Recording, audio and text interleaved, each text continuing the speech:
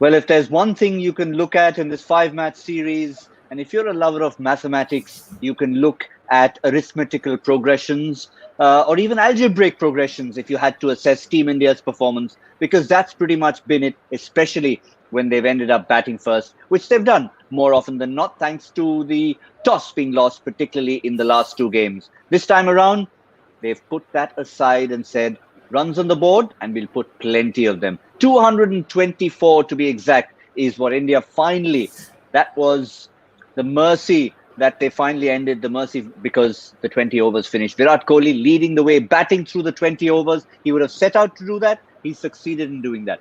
Rohit Sharma, the early aggressor, then came Sky, and then came Hardik Pandya, promoted up the order, again something we spoke about. So several boxes ticked for India, a few headaches for England, but so much to talk about in this mid-innings show in the company of Joy Bhattacharjya and an evidently disappointed Michael Vaughan. We spoke at Cricbuzz Combox, Michael. They didn't really find a solution in the back 10 either, did they, England? No, I mean, disappointed. You've been hit for over 200, but also I sit back and watch cricket with joy sometimes. And when you see an Indian batting unit play like we've just seen them for 20 overs, you can only admire and sit back and enjoy the game. It's the perfect T20 innings because you had the rock at the top of the order in Virat Kohli, 80 off 52 deliveries. And then what that allows, because you know that he's going to play consistently, every other player can just go for it. You look at Rohit Sharma, 64 off 34, Yadav 32 off 17, and Hardik Pandya came in at the perfect time, 39 off 17. So those three that I mentioned who could just go for it, they've hit 135 off 68 deliveries. And it's because of that rock, because they've got that substance at the other end in Virat Kohli. You just know that around. A perfect T20 innings. It doesn't get any better than what we've seen from India there. Well, you were spot on, Michael, right there, because we are sitting and enjoying the match with Joy, because Joy is right there. Absolutely. In fact, I wanted to say that normally these 220 scores are made by one guy going big, 120 or 130 for an opening batsman or number 3. This was the perfect T20 innings. One guy holding it out, ending up at 150, starting at a run rate of about 120, 130, and then going up to 150. Two guys at 180, batting at 180 at the top. The finisher coming in early, promoted to two positions ahead of where he normally should be coming, and hitting at about 220 odd. And that's perfect because it's not one guy's overwhelming. This is not one Chris Gayle, mauling the innings. It's 4 guys getting together and executing a plan as perfectly as you can see in a one-day innings. I mean, that was for me really important. Not just, one guy getting 140 and blitzing everyone else out. This was textbook T20 innings building. Michael, we briefly alluded to it on Cricbuzz Combox, but I think it's worth talking about now.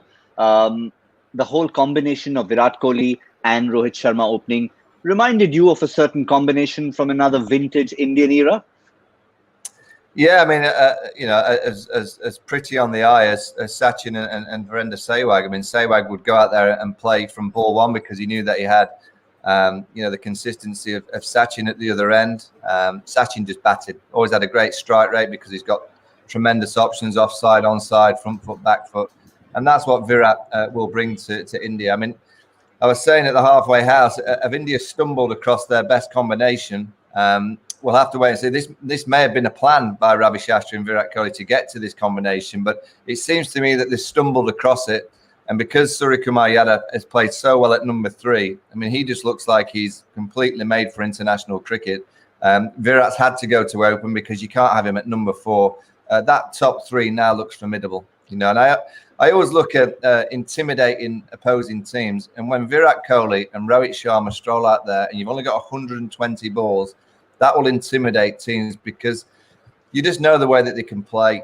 They make batting look so easy. You can't go short to them. So the short nature of Mark Wood, Jofra Archer in the first few games, it may work to lesser players, but it's not going to work on these kind of wickets against Virat Kohli and Rohit Sharma. England haven't changed their approach.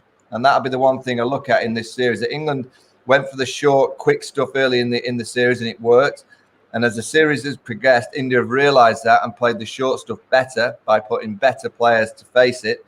and England really haven't adapted. They've just continued to bowl quickly into the middle of the pitch, and India have answered it today with a big score. So India have got better. England just haven't been able to change their way with the ball in hand. Joy, 3 is very much Kohli's position, but if we rewind to that combination that Michael Vaughan was alluding to, it may not actually have happened had it not been for that one Sidhu injury and the Sachin walking out in Auckland and getting that 82 or 47, and then opening was his slot. I mean, it doesn't necessarily mean this will change things for Virat, but it certainly shows how good a move it is.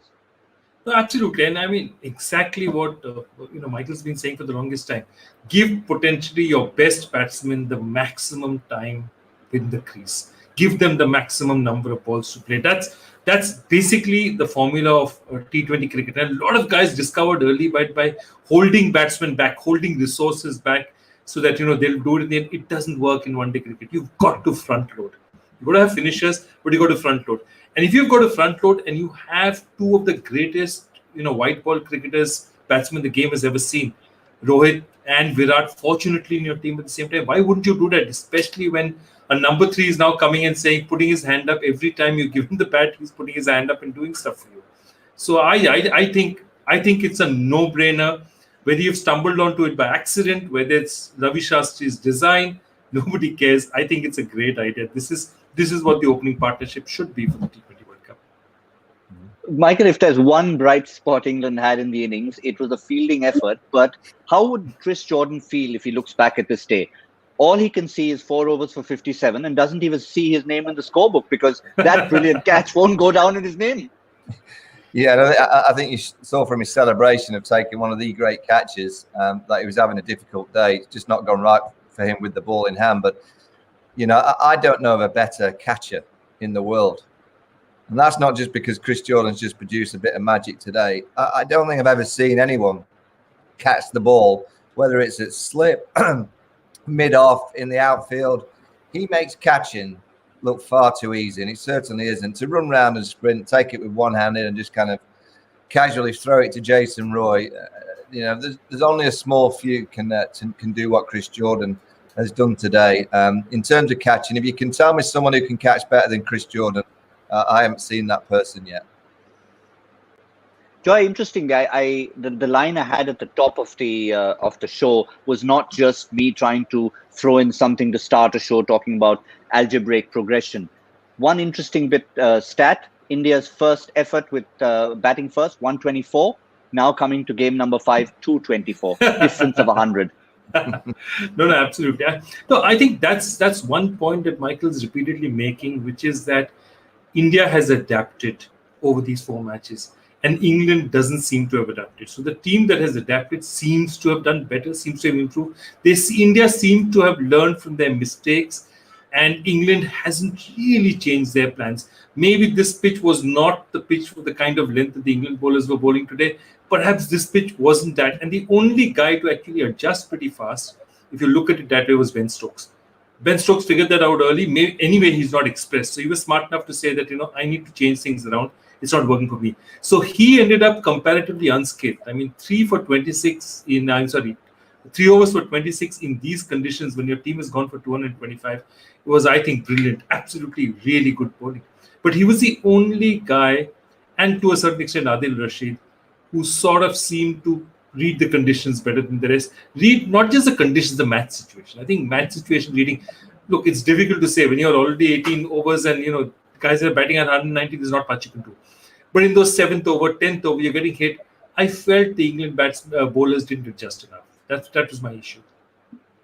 Quick one to finish, Michael. 2 stats to throw at you, and it's not all in India's favour. The one that is in India's favour, 9 times they have scored over 200 batting first in T20 internationals, never lost. But England, against different oppositions, have actually chased between 220 and 230 on more than one occasion. Yeah, I mean, I guess if there's a team that can do it, it's England. They have the power, they have the firepower in the middle at the top. You get a sense you'll need a bit of a Joss Butler masterclass at the top of the order and an Harry Morgan, Ben Stokes cameo in that engine room. I just think with India having 6 bowling options, Natarajan in the team, the fact that they bowled so well the other day, the left-handers in the England side will face those cutters wide of the off stump. we're looking at teams to adapt. India have adapted. Will the England batting lineup have adapted to know that they're going to be facing those slow balls and cutters, to just wait and then baseball bat the shot that they didn't quite do the other day? They were going at the ball and getting found out. England will have a go. If there's any team in the world that I would say will get close to this, England are the team. Well, normally we wrap the show before the first ball is bowled, but we'll finish up the show with one little piece of information that it won't be a Jason Roy masterclass, because second ball, he has succumbed to Bhuvneshwar Kumar jumping down, trying to look at 225 rather than playing his way into the innings. So one down, Bhuvneshwar Kumar has a wicket. That sort of puts our prediction time into perspective, because 191, which was mine, was close, but not close enough. So Joy, first 6 overs with 1 wicket down, with that early knowledge, where do you see England finishing up? 47. I think I like it because it's the number of teeth a mosquito has. Truth. It is. I don't know why. I'm going to go 53. Yeah, well, after 1 wicket down, I was going to go a lot higher. Should I come lower? But let me just give it to them. I'll go low. I'll go 38. I'll go 38 just for fun. I know they need to go a lot harder than this. I'll go 38, and that was a mosquito. Never mind. That's fine. We'll live with that. Thank you, gentlemen. Michael Vaughan, Joy Bhattacharjya. It's a tall order for England. Already 1 down. As I said, we'd like to try and wrap up before that first ball is bowled, but we've got that little sneak preview. Is this a sign of things to come? Where will they be in the 10th over? We'll join you on Cricbuzz Combox, and we'll see you at the end of the game. Cricbuzz Live.